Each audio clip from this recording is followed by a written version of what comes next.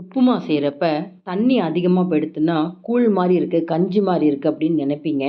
இதையே நாங்கள் நீர் உப்புமான்னு சொல்லுவோம். இந்த மாதிரி லிக்யூடாக இலகலாக இருக்கிறப்ப சாப்பிட்றதுக்கு ரொம்ப நல்லாயிருக்கும். முக்கியமாக வயசானவங்க இதை விரும்பி சாப்பிடுவாங்க. தேங்காய் சட்னி வச்சு சாப்பிட்டு பாருங்கள், ரொம்ப ரொம்ப நல்லாயிருக்கும். அதுக்கு பார்த்தீங்கன்னா பன்சி ரவான்ற பேர், மஞ்சள் கலரில் இருக்கும். நீங்கள் வெள்ளை ரவா கூட எடுத்துக்கலாம்.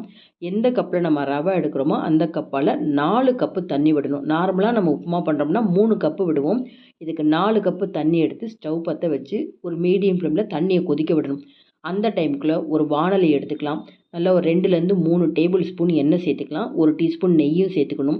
தாளிதம் பார்த்திங்கன்னா கடுகு, உளுத்தம்பருப்பு, கடலைப்பருப்பு, இது கூட கொஞ்சம் முந்திரி பருப்பு சேர்த்திங்கன்னா ரொம்ப நல்லாயிருக்கும். ஆஸ் யூஷுவல் நம்ம உப்புமாவுக்கு தாளிக்கிற மாதிரியே கொஞ்சம் பச்சை மிளகாய், இஞ்சி, கருவேப்பிலை இதெல்லாமே சேர்த்து விடலாம்.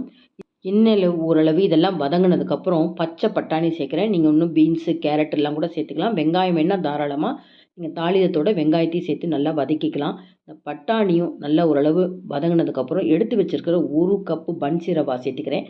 பார்க்க மஞ்சளாக இருக்குது இல்லையா, எண்ணெயில் வறுக்கிறப்ப இந்த மஞ்சள் கலர் வெள்ளை கலராக மாறும்.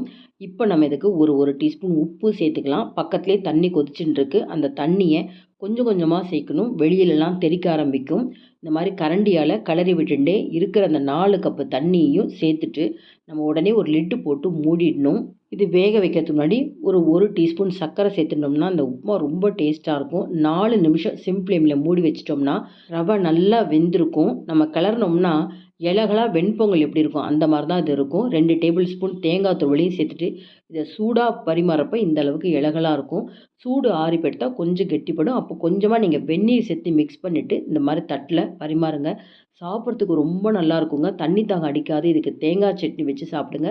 1 டீஸ்பூன் நெய்யும் சேர்த்துக்கோங்க. இதனுடைய ஃபுல் வீடியோட லிங்க் தரேன், அதையும் போய் பாருங்கள். இந்த வீடியோ பிடிச்சிருந்தா லைக்ஸ் கொடுங்க.